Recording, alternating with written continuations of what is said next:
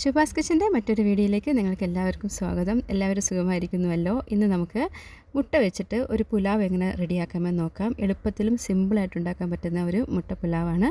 അത് ഞാൻ ഉണ്ടാക്കിയിരിക്കുന്നത് പ്രഷർ കുക്കറിലാണ്. അപ്പോൾ നമുക്ക് നേരെ വീഡിയോയിലേക്ക് പോകാം. ഈ ഒരു പുലാവ് ഉണ്ടാക്കുന്നതിനായിട്ട് ഞാനിവിടെ 4 മുട്ടയാണ് പുഴുങ്ങാനായിട്ട് എടുത്തിരിക്കുന്നത്. മുട്ട നല്ലതുപോലെ വെന്തതിന് ശേഷം നമുക്കിതിൻ്റെ തൊലിയെല്ലാം ഇളക്കിയതിന് ശേഷം ഒരു പാൻ ചൂടാക്കാം. ചൂടായ പാനിലേക്ക് നമുക്ക് അല്പം എണ്ണ ഒഴിച്ചു കൊടുക്കാം. എണ്ണ നല്ലതുപോലെ ചൂടായതിന് ശേഷം നമുക്കിതിലേക്ക് അല്പം മഞ്ഞൾപ്പൊടിയും മുളക് പൊടിയും ഉപ്പും കൂടെ ചേർത്ത് കൊടുത്ത് ഈ മസാല ഒന്ന് ചൂടാക്കാം. ചൂടായതിന് ശേഷം നമ്മൾ നേരത്തെ പുഴുങ്ങി വെച്ചിരിക്കുന്ന മുട്ട ഇതിലേക്ക് ഇട്ട് കൊടുക്കാം. മുട്ട ചേർത്ത് കൊടുക്കുന്ന സമയം നമ്മുടെ തീ എപ്പോഴും ലോ ഫ്ലെയിമിലിട്ട് ഒരു 5 മിനിറ്റ് സമയം നമുക്ക് മുട്ട തിരിച്ചു മറിച്ച് ഒന്ന് നല്ലതുപോലെ ഒന്ന് റോസ്റ്റാക്കി എടുക്കാം. പുലാവിനുള്ള മുട്ട ഇവിടെ റെഡി ആയിട്ടുണ്ട്. ഇതൊരു സൈഡിലോട്ട് മാറ്റി വയ്ക്കുകയാണ്. പുലാവ് തയ്യാറാക്കുന്നതിനായിട്ട് ഞാനിവിടെ 1/2 കിലോ ബാസ്മതി റൈസാണ് എടുത്തിരിക്കുന്നത്. നല്ലതുപോലെ കഴുകി ക്ലീൻ ചെയ്ത് വെച്ചിരിക്കുകയാണ്. ഇത് നമുക്ക് അല്പസമയം മാറ്റി വയ്ക്കാം. ഇനി നമുക്കൊരു മിക്സിയുടെ ജാർ എടുക്കാം. മിക്സിയുടെ ജാറിലേക്ക് ആദ്യം നമുക്ക് ചേർത്ത് കൊടുക്കേണ്ടത് അല്പം വെളുത്തുള്ളിയാണ്. അപ്പോൾ ഒരു കുടം വെളുത്തുള്ളി ഞാൻ പൊളിച്ചത് ഇതിലോട്ട് ഇട്ട് കൊടുക്കുകയാണ്. 2 കഷ്ണം ഇഞ്ചി ചെറുതായിട്ട് അരിഞ്ഞതും ഒരു പിടി മല്ലിയിലയും 2 ടേബിൾ സ്പൂൺ തൈരും കൂടെ ചേർത്ത് കൊടുത്ത് നമുക്കിത് നന്നായിട്ടൊന്ന് അരച്ച് മാറ്റി വയ്ക്കാം. ഇതിലേക്ക് ഇപ്പം ഞാൻ പച്ചമുളക് ചേർത്ത് കൊടുക്കുന്നില്ല. പിന്നീട് നമ്മൾ കുരുമുളക് പൊടിയൊക്കെ ഇട്ട് കൊടുക്കേണ്ടതാണ്. ഇപ്പോൾ മസാല ഇവിടെ റെഡി ആയിട്ടുണ്ട്. ഇനി നമുക്ക് പുലാവ് തയ്യാറാക്കുന്നതിനുള്ള പ്രഷർ കുക്കർ ചൂടാക്കാം. ചൂടായ പ്രഷർ കുക്കറിലേക്ക് അല്പം എണ്ണയും 1 സ്പൂൺ നെയ്യുമാണ് ഒഴിച്ചു കൊടുക്കുന്നത്.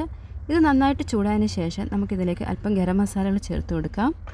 ഞാനിവിടെ ഗ്രാമ്പൂ, പട്ട, ഏലക്ക, കുരുമുളക്, പെരിഞ്ജീരകം ഇതൊക്കെയാണ് ഇവിടെ ചേർത്തിരിക്കുന്നത്. ഇത് നന്നായിട്ട് നമുക്ക് ചൂടാക്കാം. 1 മിനിറ്റോളം സമയം നന്നായിട്ടൊന്ന് ചൂടാക്കിയതിന് ശേഷം ഇനി ഇതിലേക്ക് ഞാൻ 2 വലിയ സവാള നീളത്തിൽ അരിഞ്ഞത് ഇതിലേക്ക് ചേർത്ത് കൊടുക്കുകയാണ്. സവാള ഇട്ട് കൊടുത്തതിന് ശേഷം അല്പം ഉപ്പും കൂടെ ചേർത്ത് കൊടുത്ത് വീണ്ടും നമുക്ക് നന്നായിട്ടൊന്ന് വഴറ്റിയെടുക്കാം. ഉപ്പ് ചേർത്ത് കൊടുക്കുമ്പോൾ നമുക്ക് പെട്ടെന്ന് തന്നെ നമ്മുടെ സവാള നല്ലതുപോലെ വഴണ്ടി കിട്ടും. ഉള്ളി നല്ലപോലെ വഴറ്റി ഇതിൻ്റെ പച്ചമണമെല്ലാം മാറി നല്ലൊരു ബ്രൗൺ കളർ ആകുമ്പോഴത്തേക്കും നമുക്കിതിലേക്ക് 2 തക്കാളി കട്ട് ചെയ്തത് ചേർത്ത് കൊടുക്കുകയാണ്.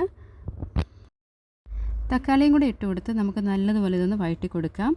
ഇനി നമുക്ക് ഇതിലേക്ക് നമ്മൾ നേരത്തെ അരച്ചു വെച്ചിരിക്കുന്നതായ മസാലക്കൂട്ടാണ് ആദ്യം ഇട്ട് കൊടുക്കുന്നത്. ഈ ഒരു അരപ്പ് തക്കാളിയിൽ കൂടെ നല്ലതുപോലെ ഇതൊക്കെ മിക്സായി കിട്ടാൻ വേണ്ടി നല്ലതുപോലെ നമുക്കൊന്ന് ഇളക്കി കൊടുക്കാം. നല്ലതുപോലെ ഇളക്കി കൊടുത്തതിന് ശേഷം നമുക്കിതൊന്ന് അടച്ചു വയ്ക്കാം. അടച്ചു വയ്ക്കുന്നതെന്ന് പറഞ്ഞാൽ നമുക്കൊന്ന് ഇത് നല്ലതുപോലെ വെന്ത് കിട്ടാൻ വേണ്ടിയാണ്. അപ്പോൾ ചെറു തീയിലിട്ട് നമുക്കിതൊന്ന് അടച്ചു വയ്ക്കാം ഒരു 5 മിനിറ്റ് സമയം. 5 മിനിറ്റ് സമയത്തിന് ശേഷം നമുക്കിത് അടപ്പ് തുറന്ന് വീണ്ടും നമുക്കിതൊന്ന് മിക്സ് ചെയ്ത് കൊടുക്കാവുന്നതാണ്.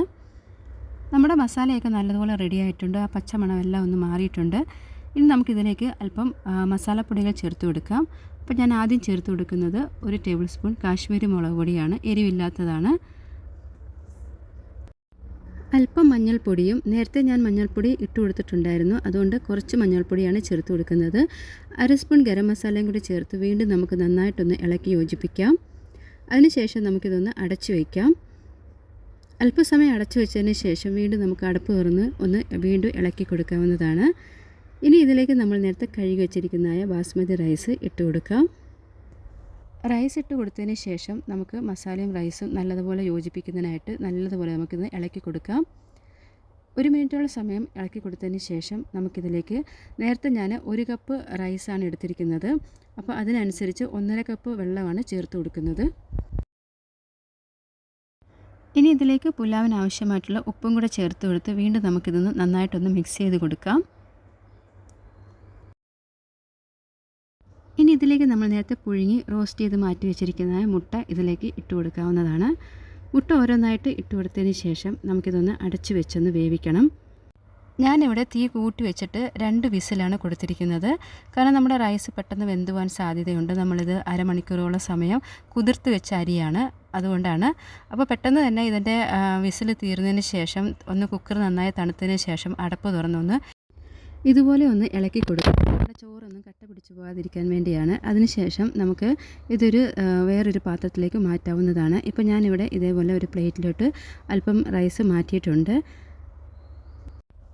അല്പം മല്ലിയില ഇതിൻ്റെ പുറത്തേക്കൊന്ന് ഇട്ട് കൊടുക്കാം. അപ്പോൾ നമ്മുടെ മുട്ട പുലാവ് ഇവിടെ റെഡി ആയിട്ടുണ്ട്. ഇത്രയേ ഉള്ളൂ.